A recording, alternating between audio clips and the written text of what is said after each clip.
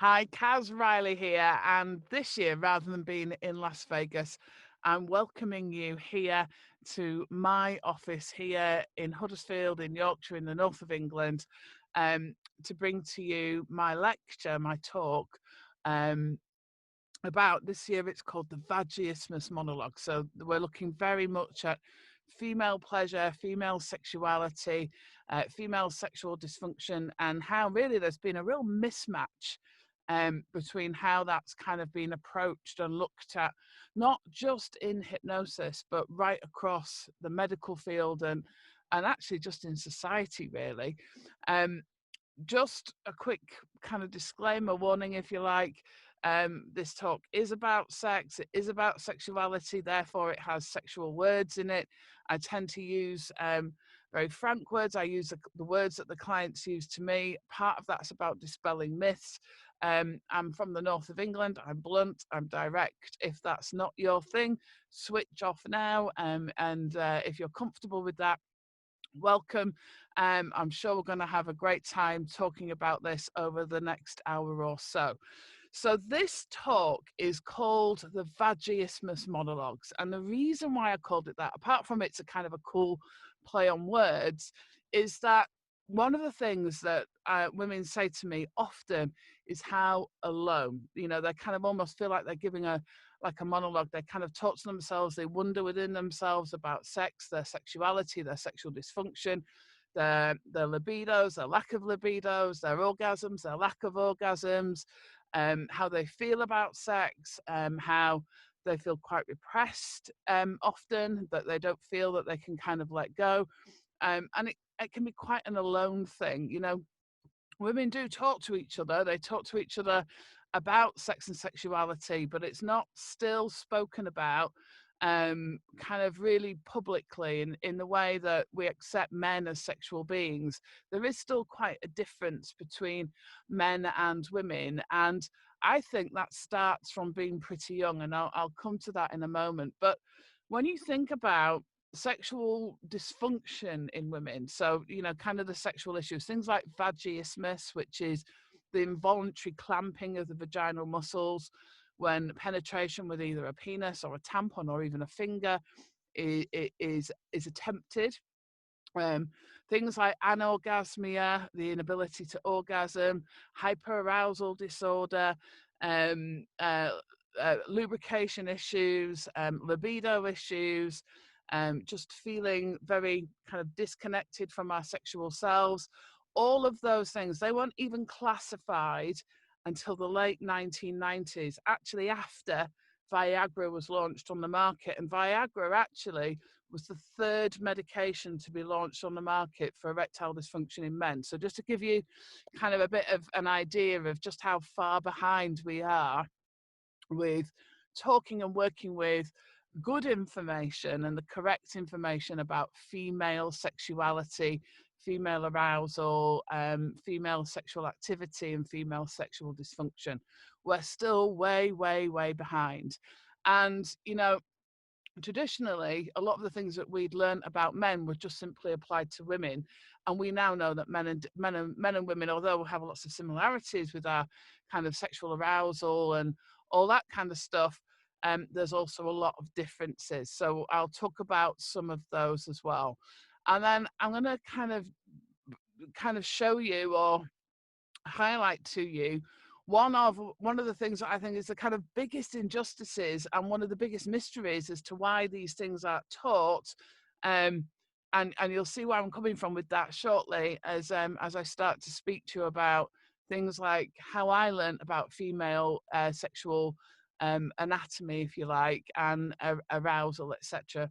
And I think my story actually is very similar to most women's across the world. So, in fact, mine might even be more open. I don't know. So I suspect so because I was at least given some sex ed during my school education back in the 80s and during the 90s. So, you know, it's one of those things that sex education globally does differ. It differs from country to country. It can differ from different types of schools within different countries, depending whether it's a religious school or where that school is based, what the kind of general ethos and the thoughts around sex are. But for me, I went to a Church of England school. I started out school in a Church of England school in North Yorkshire in the UK. I'll pop a picture down of it here so you'll see it now. And, it was a really lovely old Victorian school. It was in a nice area, a fairly kind of liberal area, where things were talked about a little bit, but not very much. But this was the start, or where I got my first sex education lesson, which was actually in the last year of this school. So when I was 11 years old, and basically what happened was the girls were taken into one room, the boys were taken into another classroom. In fact, as girls, we were taken into the big school hall, and they kind of wheeled in this huge TV, one of those really old TVs, with a video recorder underneath, and they kind of put in the cassette, and the teacher sat at the back, and we all sat there cross-legged and crossed-armed in our nice school uniforms, kind of watching what was going to happen. And basically, we were shown a video about giving birth, a woman giving birth. It wasn't the best birth, it wasn't the worst, but it was definitely meant to put us off, I think. It wasn't necessarily about our education. We were taught about periods. And because I went to a Church of England school, it was very much kind of like, it wasn't put to us in a nice way. It was kind of shown to us as a bit of an inconvenience, that it wasn't going to be particularly nice, and it was something that happened to women. Um, and the inference was at some level that that it was because Eve had been bad in the Garden of Eden. So there was a little bit of that there. We were taught about tampons and sanitary wear. And that was about Mitch. We're only about 11 years old at the time, but the boys were taken to a different room. They were also shown a video about birth. Um, there was no mention of periods to them at all.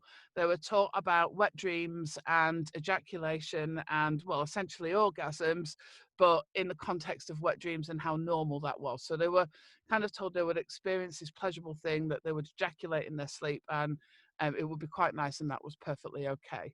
So there started the differential, if you like, between, certainly in my era, which was in the 1980s when I was at primary school and high school, and it kind of moved away. So that's, the very different starts for boys and girls.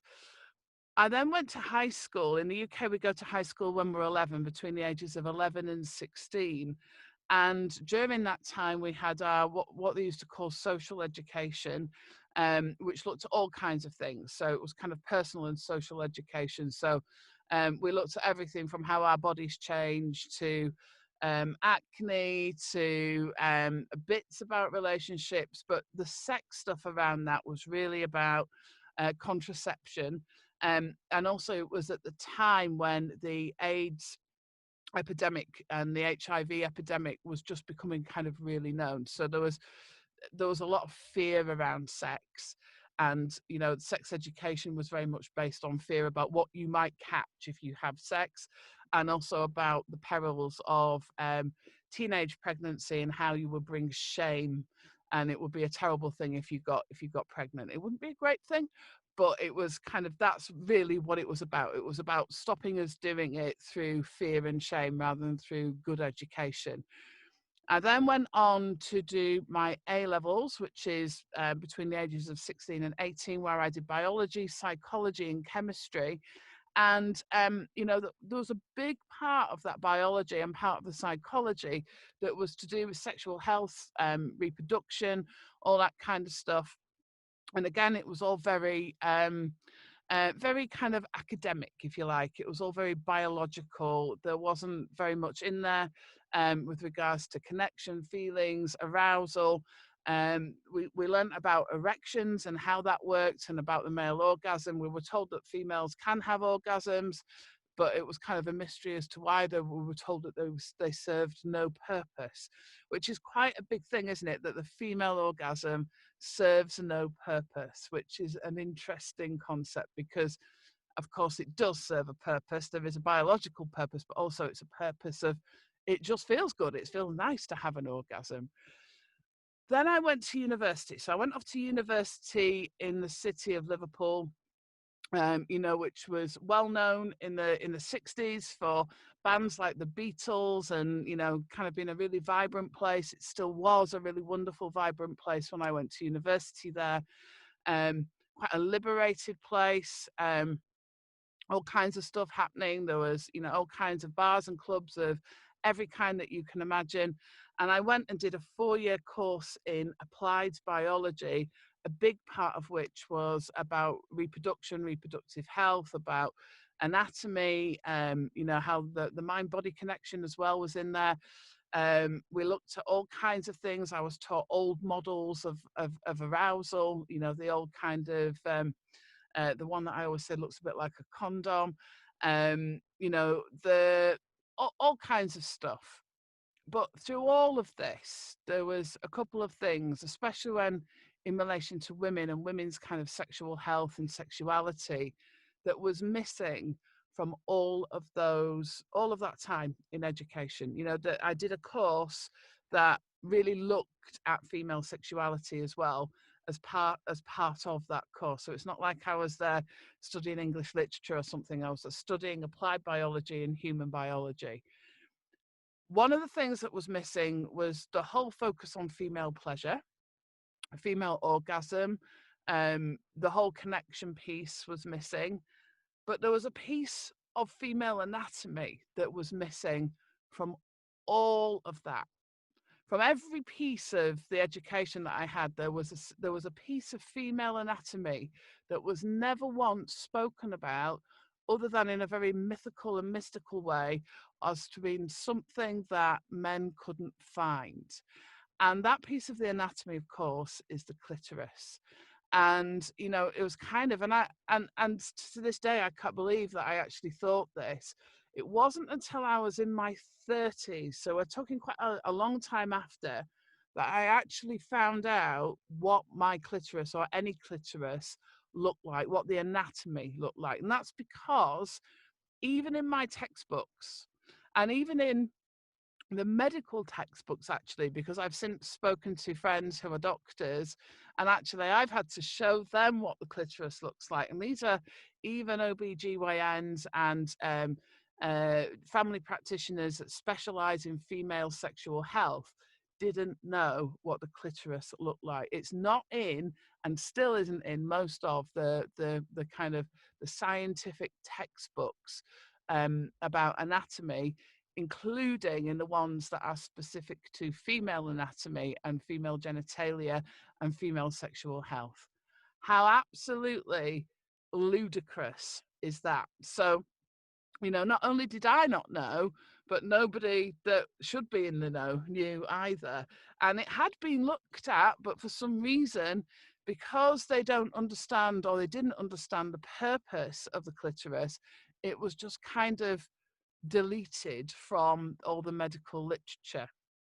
So here we go. So here, let me show you what the clitoris looks like. So when we talk about the clitoris, there's many names, isn't there, that are kind of slang names that are put to it. Things like the rosebud. The one that I hear around here is a man in a boat.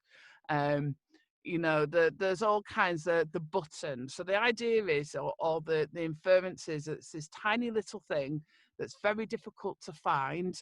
And then when you do find it, you have to be able to do it in a particular way to get any kind of response from it.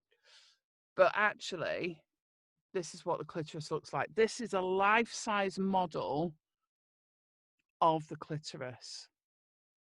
It's not a tiny button, is it? It's not tiny at all. And in fact, this is a life-size model in an unaroused state. And what's really interesting is that this structure, structure within the body, is actually made up of very similar tissue to the male penis. So it actually becomes engorged with blood during the whole arousal cycle. It's absolutely fascinating. And what's interesting about this is that, most women, we talk about men not being able to to kind of find the clitoris, but actually most women don't even know what their clitoris looks like. And actually I did wonder about this because I didn't know until I was in my 30s what the clitoris looked like. So I set about, really as a part of kind of research, understanding kind of what my clients knew, because I know that when I work with sexual dysfunction and sexual problems, that the first thing I do is look at when I talk about the trance protocol, the T stands for teach and educate, is I know I have to educate my clients first, because we talk so often in hypnosis about there's a glitch in the program and we help to fix the glitch in the program, if you like. But what I've found with most sexual dysfunction clients is that they're running the wrong program in the first place. So there's no point trying to fix a glitch if the program they're running isn't the right one in the first place. So the teaching, the education is absolutely important when you're working with sexual health. So I decided to find out who did know what the clitoris looked like. And, I've asked various friends, you can see one here. The things that people that have, they've said they are, it's a mouth guard. They've come up with all kinds of stuff. It's a mouth guard. Is it a coat hook? Is it a kidney? And the reaction that I get from people is really interesting. When I tell them what it is, they're either really fascinated and they're like, wow, or they're almost kind of shying away from it. And it's kind of a, oh, kind of response, which is really interesting, because this is the only part of the male or female anatomy that is purely there for pleasure, for us to experience pleasure, for us to receive pleasure. That, as far as we know, is its only purpose, is the clitoris's only purpose. So I decided to do a bit more research, because I know how profound it is when I've shown my clients these models, especially when I've been working with female sexual issues, because women then have a much better understanding of how their body works. And if you understand how something works, you're much more likely to be able to influence it in a positive way, rather than trying to do something, trying to have an orgasm, for example, to please a partner. That's something that I hear a lot.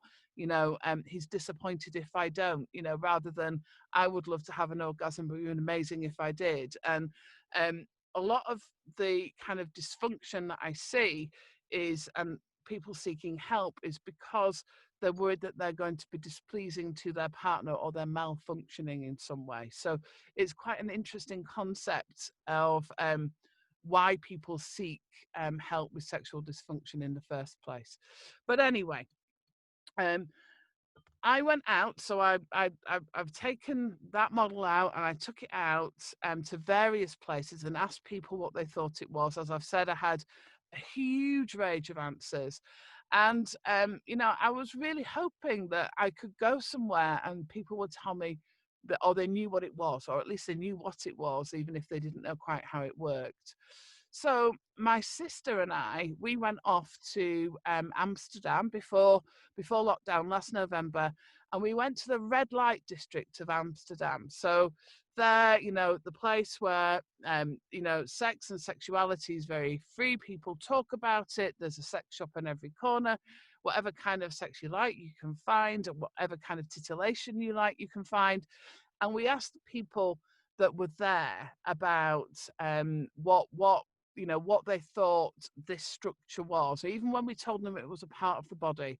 And here's what happened. Hi, my name's Kaz Riley, and this is Trancing in the Sheets, and we're here in Amsterdam, and we're going to find out if people know what this is. And can I ask you a quick question? Is that all right? My name's Kaz Riley. I'm a hypnotist over in the UK, and we're trying to find out if people know what this is. Any idea? It's a body part.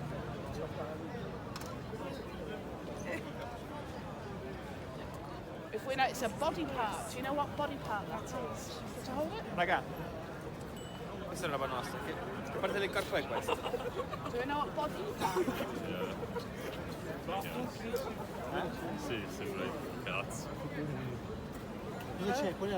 Che parte del corpo è questa? Chiaro, vai. Ah, Sì, sì. clitoride la parte interna. No. Questo è il clitoride e Why poi not? c'è la parte Clitoris. interna. Yeah, it's a female clitoris. A quick question. Hi, my name's Kaz Riley. I'm a hypnotherapist. We're just out on the streets this evening, just asking if people know which body part this is. Ok, che parte del corpo è? What do we think it is? I think it's inside the body, right? Yes. All right. Let me guess.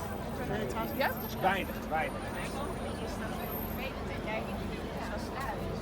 Kidney? No. Not a kidney.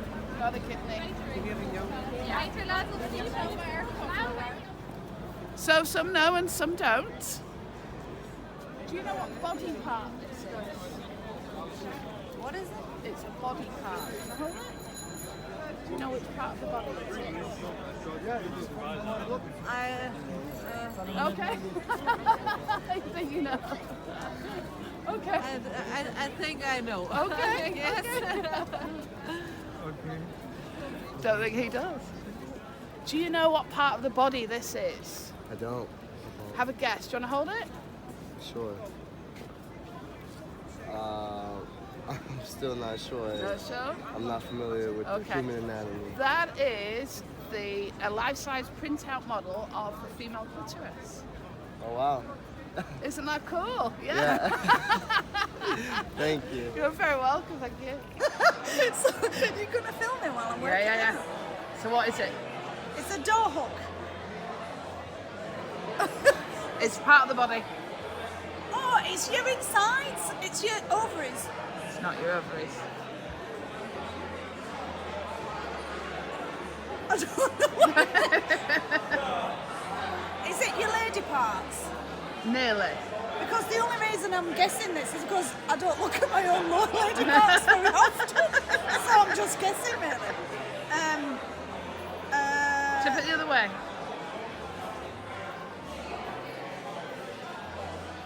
That's the right way up. Am I being really daft? No, you're not. You're just proving my point. You're proving a point for me, Anna, in a very lovely way. What am I proving? Okay, that is a life-size, exact model of the clitoris. Really?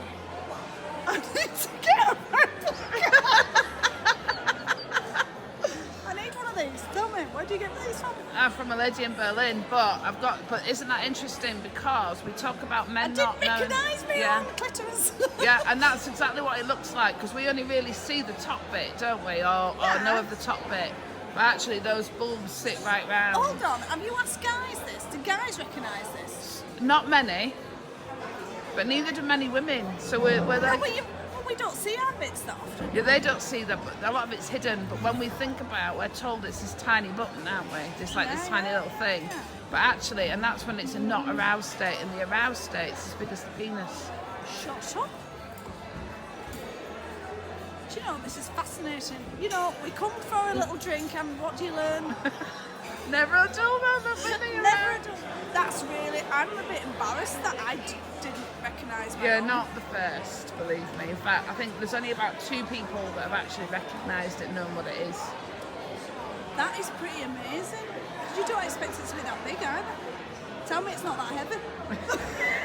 So there we go. Even in somewhere like Amsterdam, you know, the knowledge is limited. You know, people generally don't know what the clitoris looks like. So what does this tell us? Why am I focusing on the clitoris? Well, apart from the fact that it's about female pleasure, it has a massive amount to do with female arousal on the physical side of it. But that kind of tells us, you know, if this part of our bodies is not even in the textbooks, if people don't know what it is, and women don't even know what it looks like, it kind of tells you how kind of repressed the whole area of female sexuality has been. And you know, that's also psychologically, because we have been told how we're not supposed to feel things, we're not supposed to enjoy sex unless we're in a committed relationship. That, you know, sex is for procreation. We're taught a lot more about our periods and childbirth. You know, there's a lot of risk in our minds. You know, there's a lot of kind of downsides to having sex in the female mind.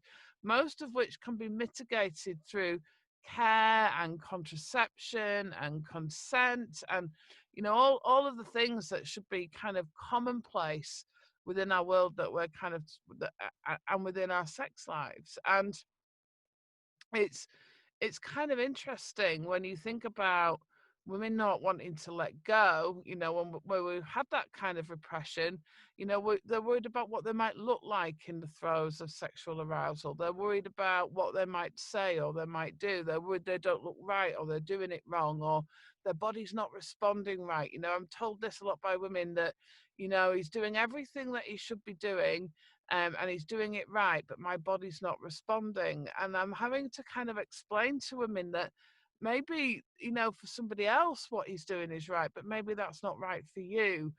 And it's because people, you know, women especially, don't get to know their body sexually because they don't have the confidence to. And when we think about what we do as hypnotists, a lot of that is about, it's about self-esteem, self-acceptance, confidence, self-exploration. It's about us, you know, kind of feeling is healing, getting in touch with our emotions and that mind-body connection. And actually hypnosis is beautifully placed to help women overcome a lot of the kind of sexual issues and hang-ups and problems that they have, because the majority of them aren't physical, the majority of them are psychological, but they manifest in a physical way. So you know, there's so much that we can do. So when we talk about, you know, the trance protocol, and, you know, we've got this teach and educate, we're looking at releasing shame and guilt, addressing trauma, normalizing sexual function, communication and connection, and then enjoyment and permission for pleasure. It's important that, you know, we have that part, that start, that kind of teaching and education where, you know, women actually even know what it is that they're aiming at. They understand what's happening with their bodies. And once we do that, you know, there's so many techniques that have been around for eons that are great in this arena, things like inner child work and all that kind of stuff that help people to kind of really get over any of the traumas from the past. But also, you know, when we talk about working with the kind of sexual energy and directing energy into all different parts of the body, then, you know, when we understand what each part of the body's doing, when we understand that process of arousal, when women understand that they're built for pleasure, I mean, it's such a powerful, powerful message that, you know, it's not this tiny little button that nobody can find, but we have an organ that is specifically for our pleasure, for us to receive pleasure, for us to experience pleasure. It at some level, I think even that knowledge just allows women to give themselves permission to feel that pleasure and to really kind of engage. And once we do that and we start to shed a lot of those hang-ups, then, you know, great things happen for women. You know, they can start to really embrace their sensual selves. They start to understand that they're in charge of their sexuality and who they want to have sex with, and if they don't, and that's fine too. You know, you know, we can start to move energy. We can start to take control of vaginal muscles so that they can release them, so that they don't have you know, that kind of vaginal that vaginismus anymore. They don't have that pain. We can take the tension away from their body during sex so that they're more relaxed and they can let go. We can allow them to communicate better, to have the confidence to say what it is that they like and they don't like, and what they need and they don't want. And of course, hypnosis can allow us to allow people to have the most amazing sensual experiences, and can even help people have orgasms that have never had one, you know, or to enhance the orgasms that they do have, or to just the pleasure and the connection. We know that sex isn't always about orgasms, but boy, are orgasms fun. So you know, here's a clip of me working with a student of mine who doesn't have an orgasmia, who would just very kindly allow me to kind of film to show the kinds of things that we can do with hypnosis. and with female kind of arousal and orgasm. But I just want you to notice some of the things that she says. I'm just going to kind of cut this down. The full version of this video is on my YouTube on Chancing in the Sheets. But, you know, just a clip here that shows that, you know, the reactions that she was experiencing were physical. She's physically sweating. She's physically aroused. She's physically feeling all those feelings of orgasm.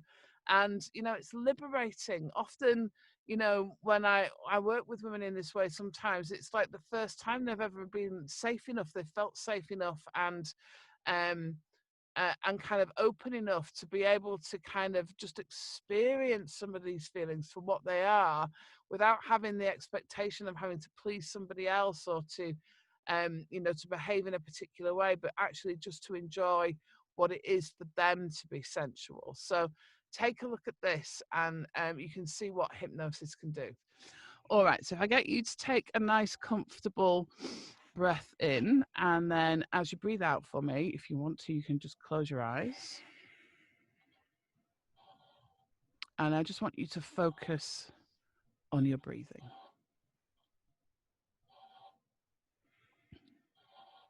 And I just want you to notice, Trix, the difference in the temperature of the air as you breathe it in and you let it go again.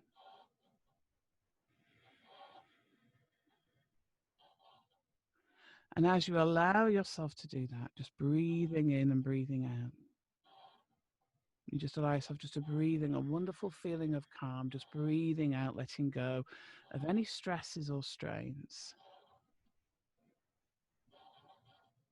As you just allow yourself just to relax.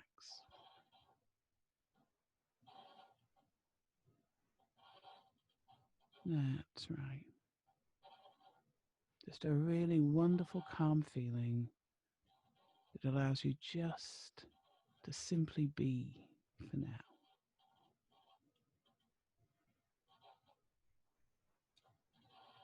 That's right. Now, I want you to imagine that you can almost breathe in trance, that wonderful, wonderful hypnotized feeling, as if you can breathe it in through your nose, fill it into the rest of your body, so you can feel the whole of your body as you breathe in hypnosis, you breathe in trance, you breathe in those good feelings, you feel yourself becoming filled with that wonderful feeling of being hypnotized. You know that feeling well, it feels wonderful. As if it gets into every muscle, every cell of your body, everything easing away, relaxing down, so that all you need to do is just be in trance, just to be in hypnosis. That's right, just feeling it fill every part of you. Parts of you becoming hypnotized that you didn't even know could feel hypnotized. As if you are just hypnotized from top to toe. That everything I tell you that you can experience, you will experience. Everything I tell you, you will feel, you will feel. Everything I tell you, you will hear, you will hear. It will just feel good. That's right.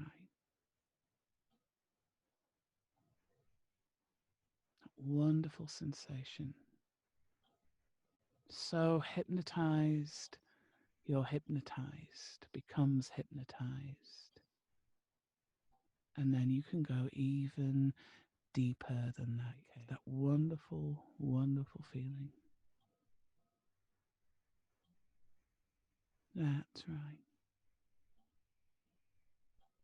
Now I want you to imagine that I'm wrapping around a wonderful hypnotic blanket all around you, a wonderful feeling of safety, of calm,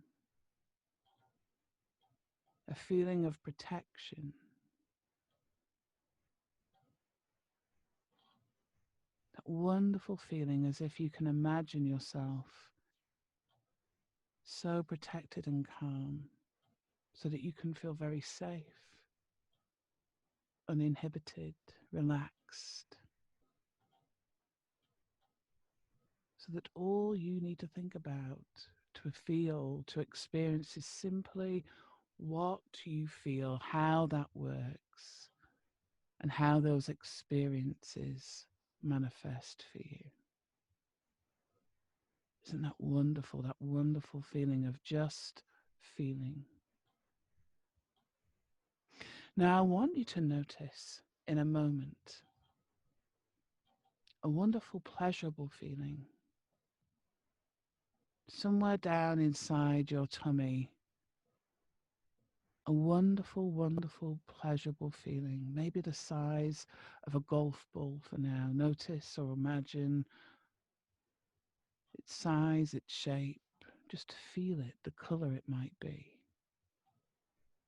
But I want you to notice it's almost like a little ball of pleasure, a little ball of arousal there inside you. Perhaps a flickering flame.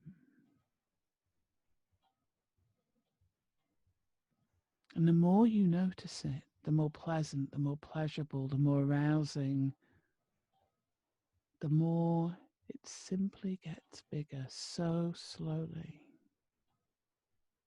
steadily, expanding.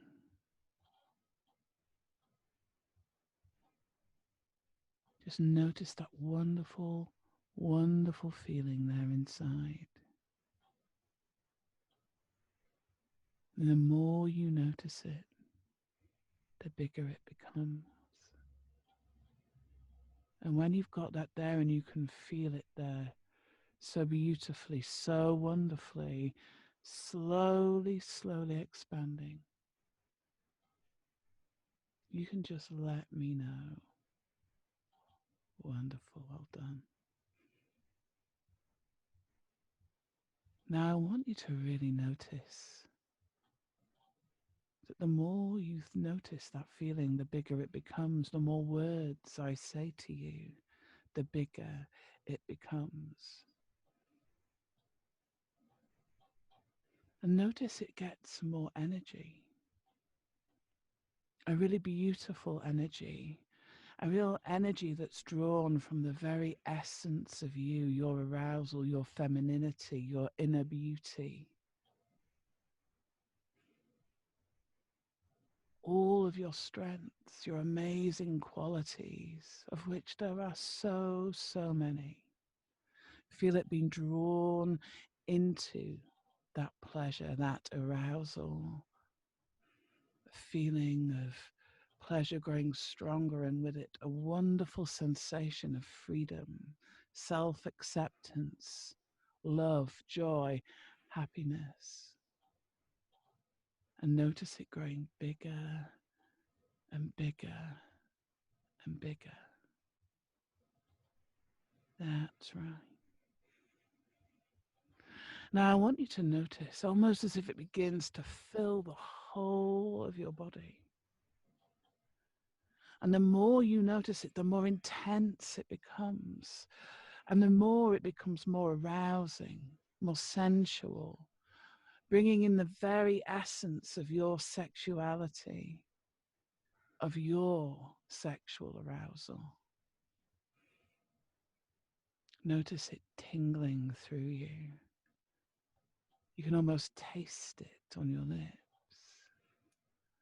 That's right.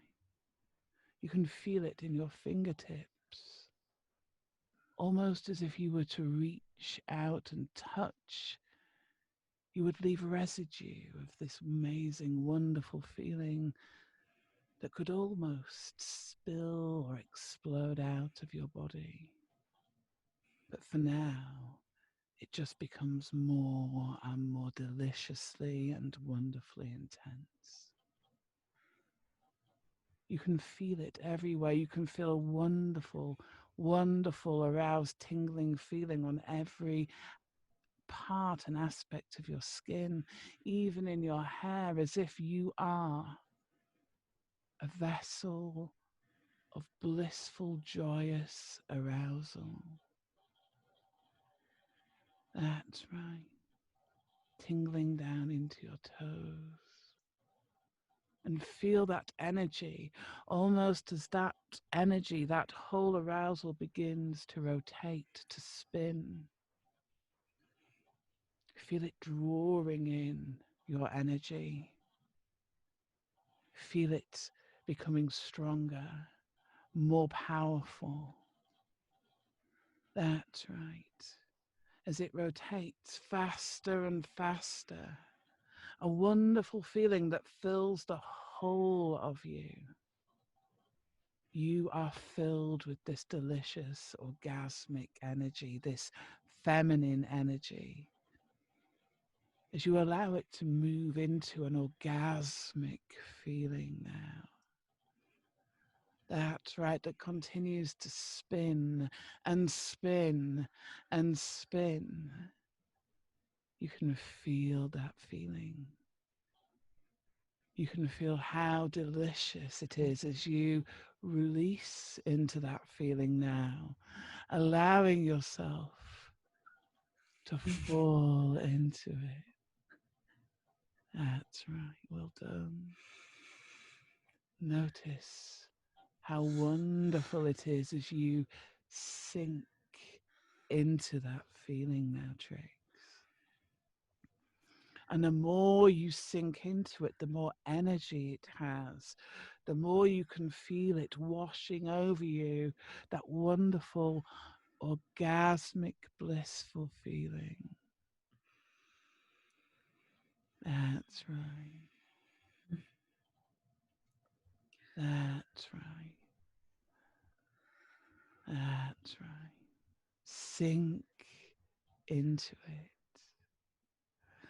Now, in a moment, Trix, you're going to hear me count from 1 to 5. And when I do, you can open your eyes. You'll feel wonderful. But when I ask you simply to close your eyes again, you'll go just as deeply, wonderfully down into this feeling where this vortex is, and we will be able to do all kinds of wonderful and amazing things with this feeling, make it stronger, more intense, amplified, move it around your body wherever we want. It will feel wonderful. So ready. 1, 2, 3, 4, 5. Eyes open. Oh, that was lovely. That's delicious. Lovely. I'm So sweating though. Can you see the sweat on my palms? That's good. Sweaty palms is always good. Yeah. Well, it's something that always happens to me when I get aroused. So, you know. Well, Nice there to you go. see It's good to get the physical evidence. Yeah. Yeah. Sometimes, no, absolutely.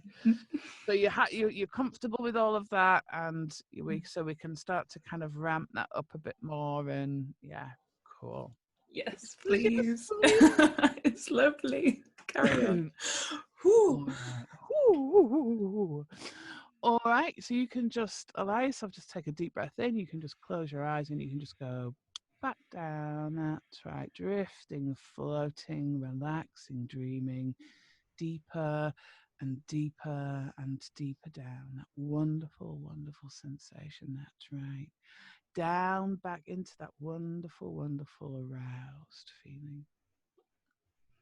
As if almost you're dropped into a vortex of arousal. Not only is it spinning within you, it's spinning around you. You can feel it as if it's spinning around you, as if you've got orgasmic feelings now being pushed into you and drawn out of you. And where the two meet is a wonderful, colossal orgasmic feeling that's wonderfully, amazingly, outstandingly delicious, intense, wonderful, joyous, unbelievably arousing and pleasurable. That's right. Drawn in and pushed at the same time, almost as if you're being pushed and pulled into an ever deepening, more intense orgasm. That's right.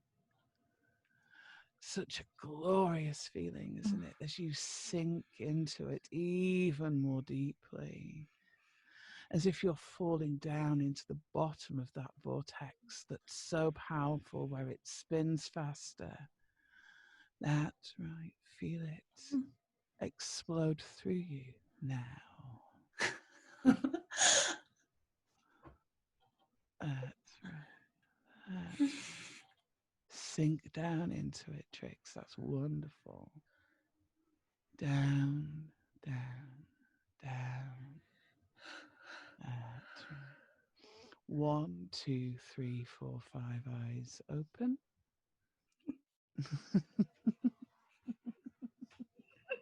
Oh, that was lovely. That was really the feeling of it rushing in and out was really palpable.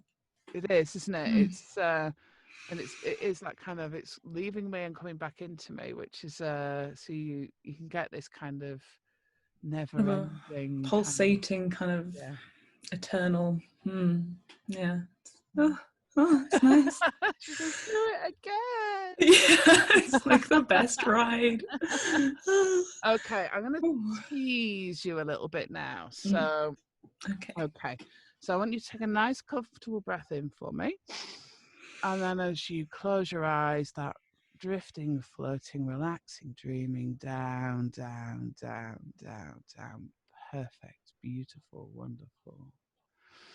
Now, I want you to imagine just on the end of your finger now, of your index finger, that vortex. So you can feel the most intense orgasm on the end of your finger only. And it's a really interesting feeling to have an orgasmic finger.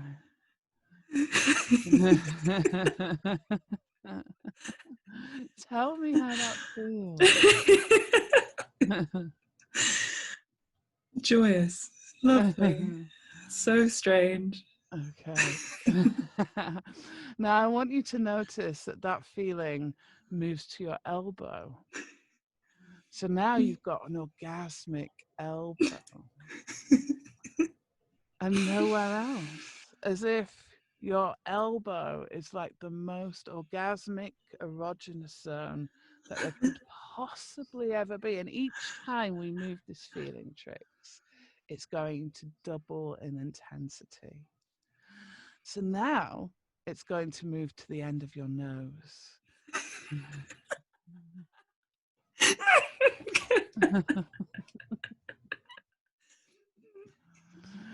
Now it's at the end of your nose. So now you've got an orgasmic nose.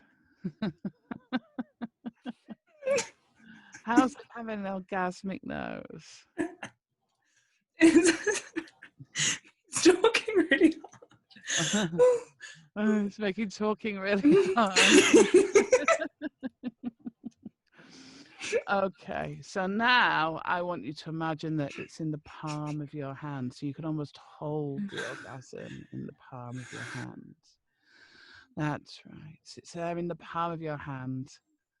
It's so arousing. So it's probably spinning faster on that slightly sweaty palm, knowing you get sweaty palms when you get aroused. Almost as if you can hold it out in front of you. That's right. Now I want you to open your eyes and look at me. And I want you to imagine that you can put that orgasm in my hand. Put the orgasm in my hand.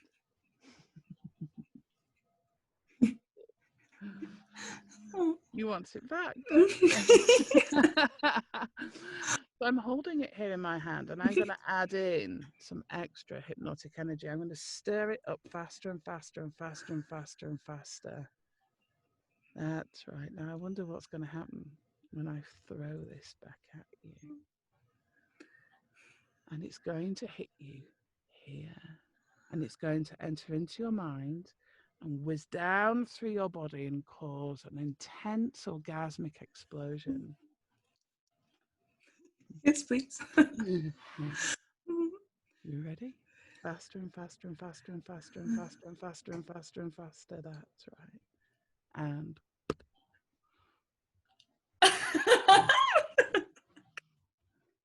That's it. Sink into it. Sink into it.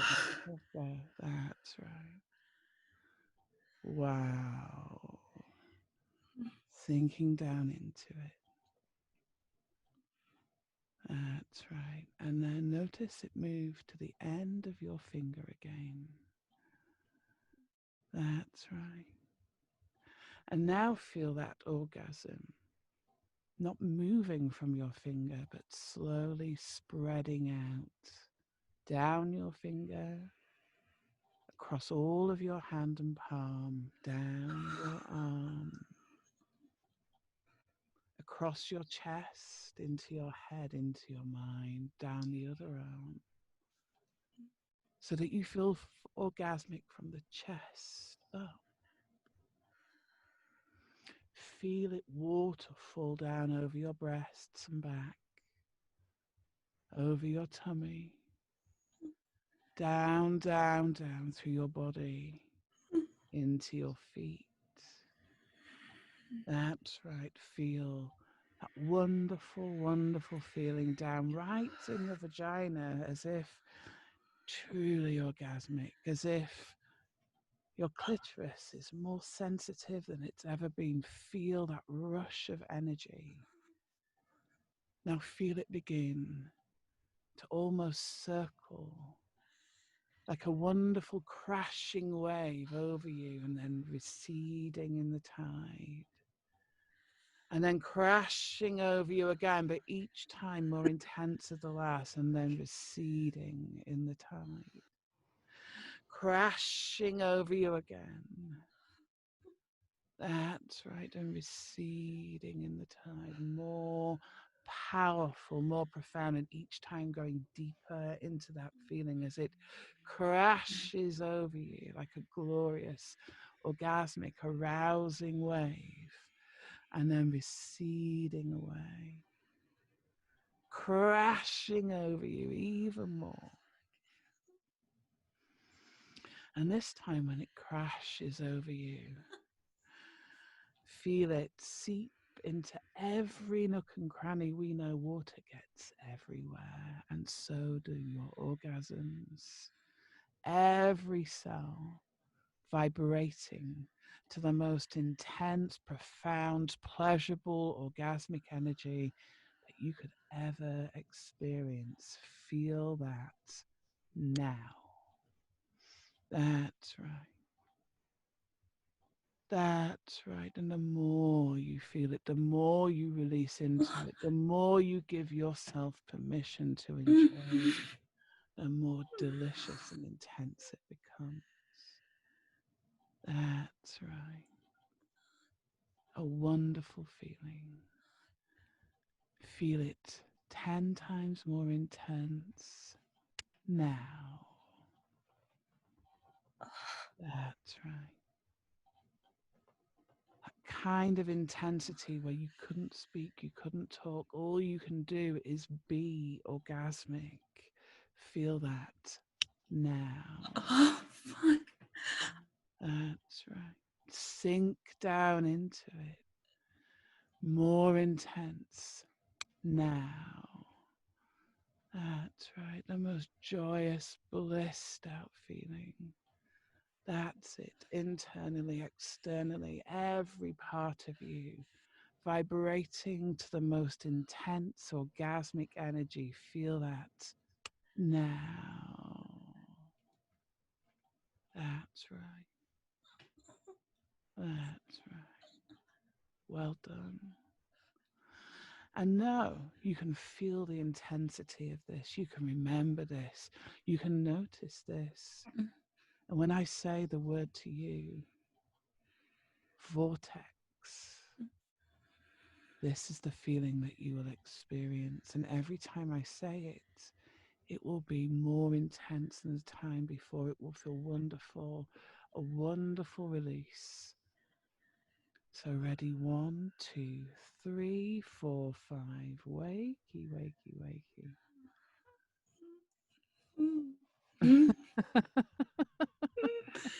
Not just the palms now.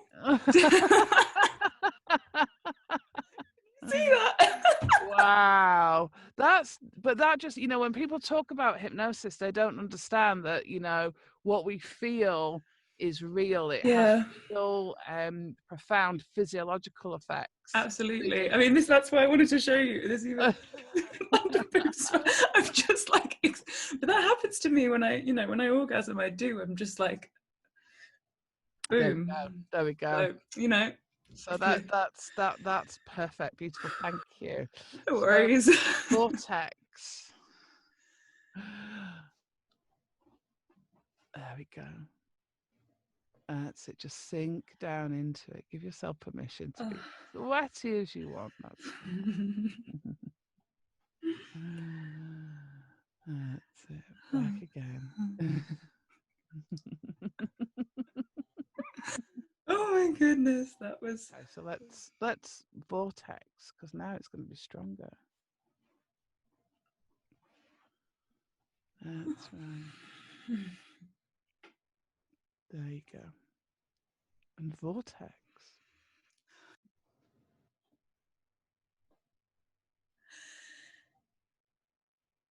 There we go.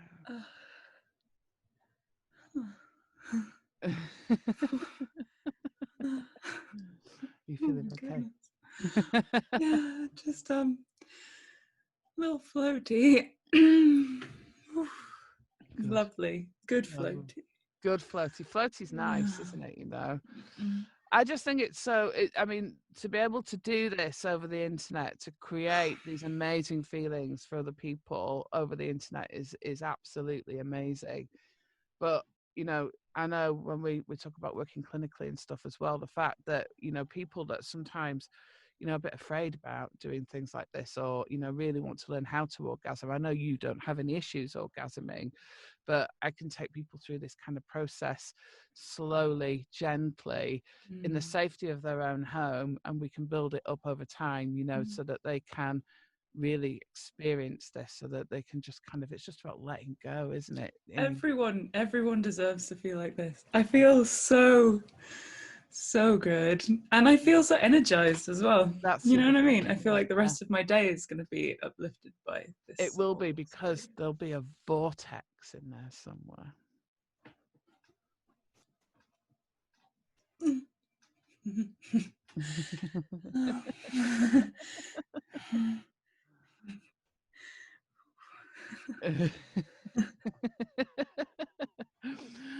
Oh, good. That's wonderful. So you can just close your eyes now, go back down, drifting, floating, dreaming, relaxing. Well done, chicks. That's wonderful. And just feeling yourself floating down and down and down and down. Such a wonderful, wonderful feeling. Such a wonderful, calm feeling. And know that you can use that trigger, that vortex trigger. There we go.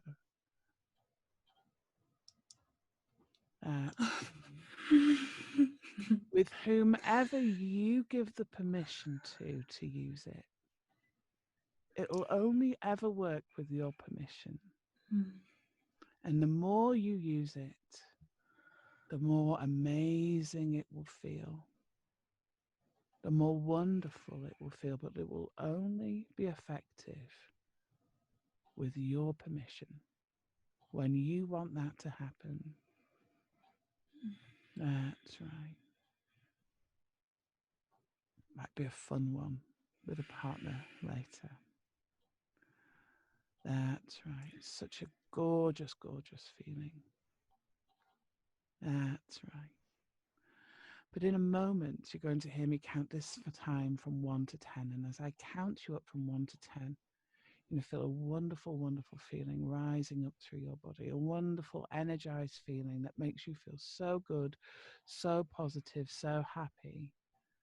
A really wonderful energy that tells you you are an absolutely amazing person, that you are beautiful inside and out, that you are intelligent, you have so many amazing skills and resources, that you are stronger than you ever imagined yourself to be, and you can have the most intense, amazing, wonderful orgasms whenever you choose. So as I count up from 1 to 10, at the count of 8, you can open your eyes. The count of 10, fully awake, fully alert, feeling fine, feeling good, feeling really, really amazing. So ready. 1, 2, 3, lighter and lighter. 4, 5, 6, brighter and brighter. 7, 8, eyes opening up, up, up. 9, 10. How was it for you, lovely? Oh, so lovely. I wish every afternoon could have this. That would be amazing. Ooh, it was, I mean, it can. You Just can. need someone around to say the Tell it word. special word. Exactly. But yeah, and I mean, this is a good thing as well, you know, especially, you know, I do this a lot with couples that want to learn how to do this, because it's kind of fun, you know. It's not fun if somebody was just triggering it off every 4 seconds, but every once in a while, if somebody can whisper something, a special word in your ear that gives you a deeply pleasurable orgasmic feeling, and you can do that for your partner, then, you know, how amazing is that? That's just, you know, that just makes the world a better place, good. doesn't it? For sure. Yeah, absolutely. And I've learned a lot. I've learned a heck of a lot. Good. Both about how I can feel as a subject and some amazing language that I might be able to Utilize with use your for own myself. subjects. There we go. Exactly. Oh no, I feel so good. I feel so nice. I literally feel like my muscles have like loosened up. I feel loose. I feel alert. Absolutely. I mean, there's nothing like feelings of pleasure that just kind of make us like, And essentially, I just did some sort of like very intense breathing for about however long we were talking. So I'm very oxidized right now. Oxidized? Is it? I'm not a scientist. Oxygenated, that's the word, yeah. Oxygenated. Oxidized would make you a bit rusty, wouldn't it? I mean, the amount of salt on my skin right now, it's perfectly possible that things aren't going rusty. So. There we go. All right. So if you're happy for me if it's to say a particular word, I'll say it. Now you can see, now we've brought you up and properly out of hypnosis. You can see how that feels. So I say the word vortex to you. Vortex. There